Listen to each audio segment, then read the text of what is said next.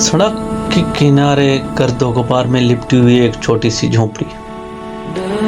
न कोई बड़ा बोर्ड, न चमकती हुई लाइट्स, बस एक मिट्टी का चूल्हा और उसके पास खड़ा एक सादा सा इंसान। लोग उसे नाम से कम और काम से ज्यादा जानते थे। सब उसे कहते थे झोपड़ी वाला। रामू की जिंदगी सादा थी मगर आसान नहीं। वो सुबह अजान से पहले उठता था, चूल्हा जलाता, दाल चढ़ाता और रोटियां तैयार करता। उसकी कमाई बस इतनी होती कि दिन गुजर जाए।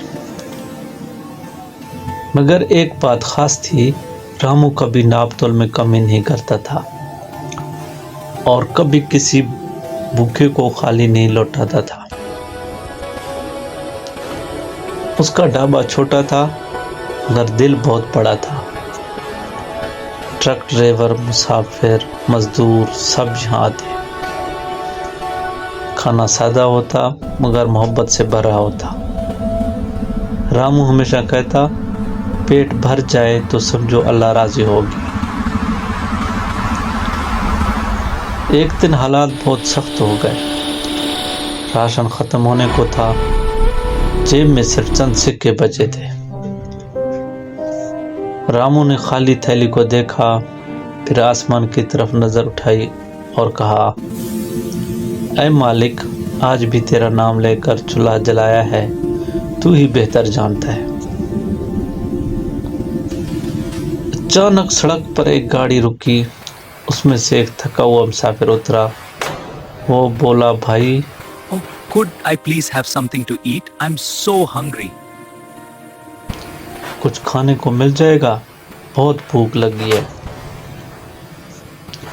रामू ने लम्हा भर सोचा, फिर मुस्कुरा कर बोला, बैठ जाओ, जो है भी वही खिलाऊंगा।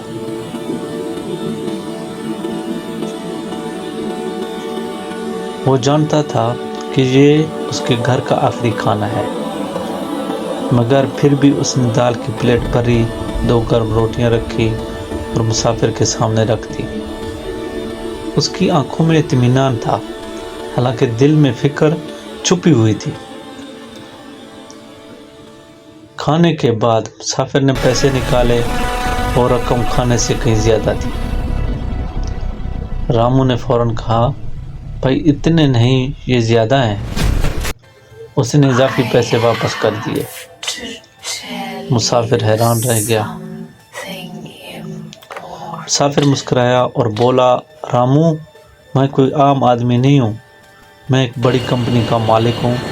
आज मैं लोगों को परखने निकला था और आज मुझे सबसे कीमती इंसान एक झोंपड़ी में मिला।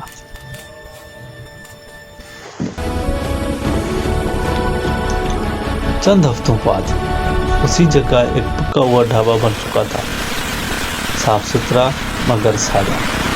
बोर्ड पर लिखा था, झोंपड़ी वाला ढाबा। ईमानदारी के साथ। रामू की आंखों में शुक्र था और दिल में सुकून। रामू आज भी वही था, न गुरूर न दिखावा, बस नीयत हुई, ईमानदारी हुई। वो जान चुका था कि रिज़्क चालाकी से नहीं बल्कि नीयत से बढ़ता है।